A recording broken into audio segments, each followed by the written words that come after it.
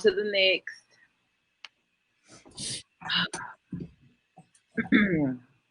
About our vice president. Oh, this subject. This is it for a while on this one. Them, why don't black men protect black women? Also, them, I ain't voting for that blank. She ain't black enough. Shaking my head. Like, all you can do is shake your head at even this meme, but at the same time, there's some validity in it. You know, it's a conversation that needs to be had. Definitely some hate going on. Yep. And it's you know, it's like give the lady a break just because she done, you know, congratulate the lady because she done made it this far. She done made a statement. Like, come on. But anyway, I was start with you, Win, on this. I think so today I heard about a couple of other memes that were put up about her that I've only seen one disrespectful meme about her. But I was told today about several others that was out there, and I was like, dang, this really what we doing? It's super disrespectful. So to the post, I do think that there's some validity to this statement, that these comments are happening. And I would be okay if people were saying they're not voting for her because they didn't like her policies.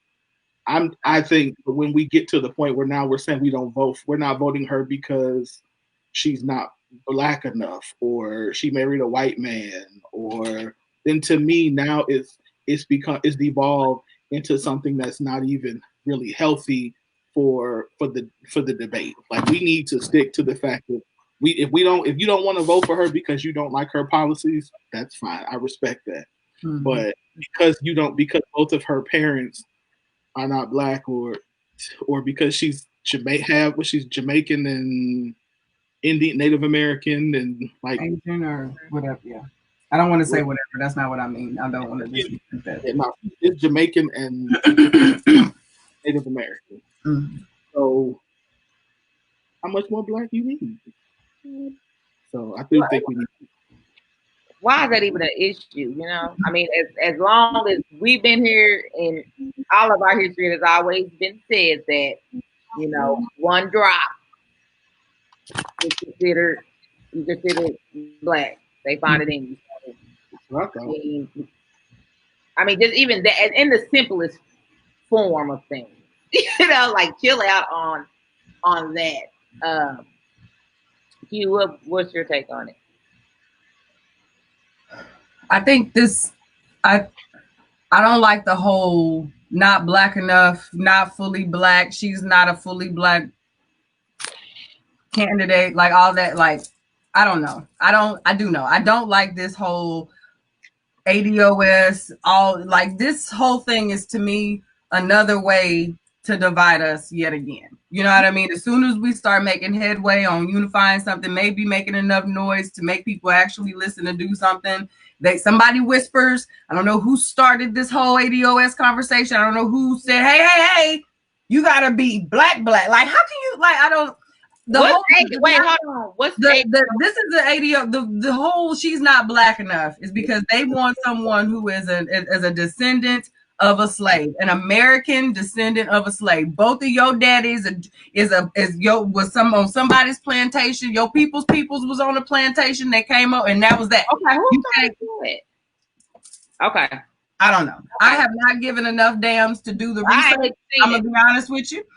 Because I do not see the point. I think we were having a conversation where people who have never talked about reparations and making some type of headway were having a conversation. They were trying to come up, even if they were haphazard plans, they were something to answer, whereas they weren't ever having a conversation before. Somebody threw this in the mix, and now everybody's like, oh yeah, you ain't black enough. Like, so now we are instead of having that one conversation we were having to get brown people who, no matter who your people are, you having the same experience as everybody else. Nobody's asking, oh, but is your mom and is your people?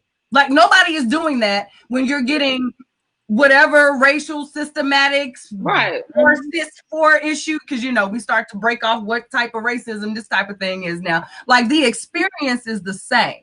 So the fact that we're nitpicking and going back and forth about are you black enough when none of us chose any of the experiences that got us to this point when it comes to our skin tone seems so small to me, and we falling for it. So like I get irritated when anybody tells someone about what they fallen for, how sleek they are, this, that, and the third, and this is what they leave with. Because I'm like, how black you are? Like who? I didn't know they were actually trying to make an educated spin on this is a thing. This is a thing. This is a real thing. I hadn't gotten that deep into it, but yeah, it's really saddening, and even the statement from Alyssa that those type of stances it doesn't make sense. You want to fight the system and fight oppression with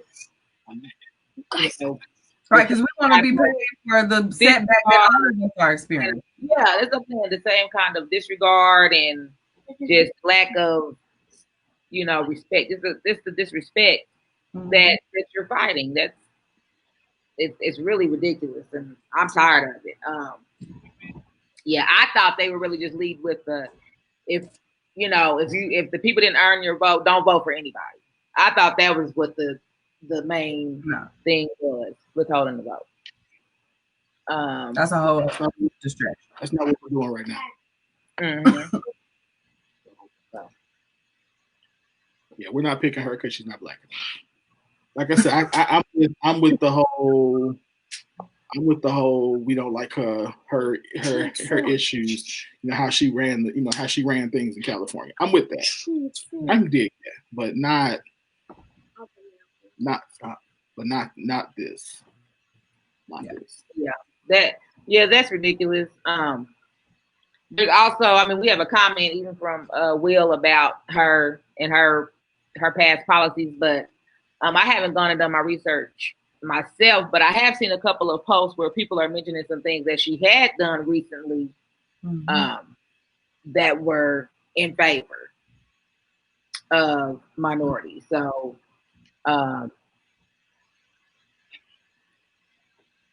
yeah, another comment. Do we have another choice? No, we don't have another choice at this point. What are you gonna do? What are you gonna do? It's here. Why make this a fight that doesn't have to be? Is my opinion. I think. And before we go on to Vincent's point, because like I was reading something, I think it might have been on, I don't remember where it was, but they were saying black men are basically moving. They are voting for Trump. Like this is something that Way has been saying since last time, that black men are starting to vote for Trump because of things like this, because of like Kamala's past. Am I saying her name right? I've been saying it in my head, trying to get it right. Yes. Because of her past, they won't vote for anything. They won't even listen to anything that she's got going for the future. And to me, that's interesting. Now, I'm obviously not a black man, okay? And I will not profess to be one. But it is interesting to me how black men who feel this way are not at all interested in the change that she's made since her previous job, okay? Because this was still her job.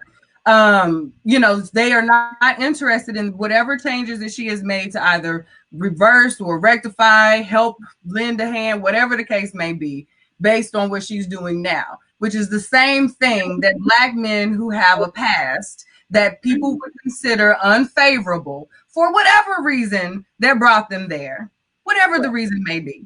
You know what I mean? When they come back reformed, ready to make do their thing and want people to see them as the new person with these as experience to get them to this new person.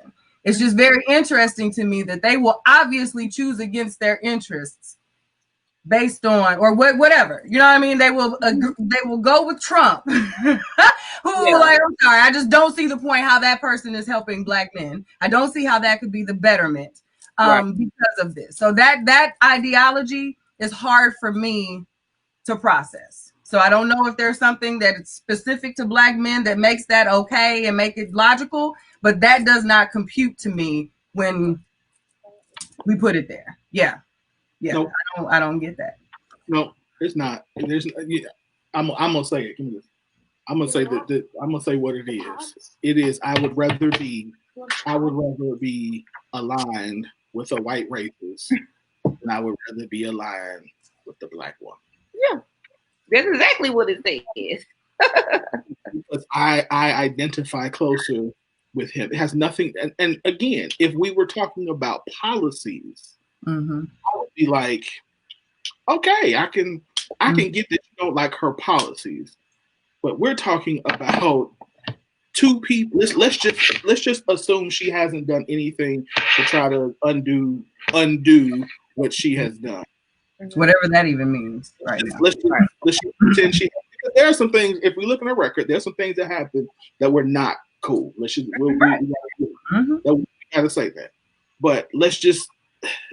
You're talking about, number one, either not voting at all, which means the other guy wins, or you're saying, I'm going to vote for the other guy, which means the other guy wins. Either way, he wins, and he wins because you chose him. Like, to me, that's the part I don't get. Like I said, if it's a policy thing, if you're saying, I like his tax plan, I like his, whatever, I'm with it. I'm with it. I'm with. I like his taxes. I'm for taxing the middle class more. I'm for not for healthcare. Him repealing Obamacare. I'm for him. Probably because in the next election he's going to at least put another. Just so y'all understand, this election is really about another at least one, possibly two Supreme Court justices that Trump is going to put on the Supreme Court. At least one. The court. Ruth Ginsburg, she on the last. She's literally holding on to out of office. So number one. So then at least him and maybe one other. So her, and one other. So that's really a big part of what this is about. Do you want a 6-3 Supreme Court? Right. Well, I mean, people don't think that deep, and that's what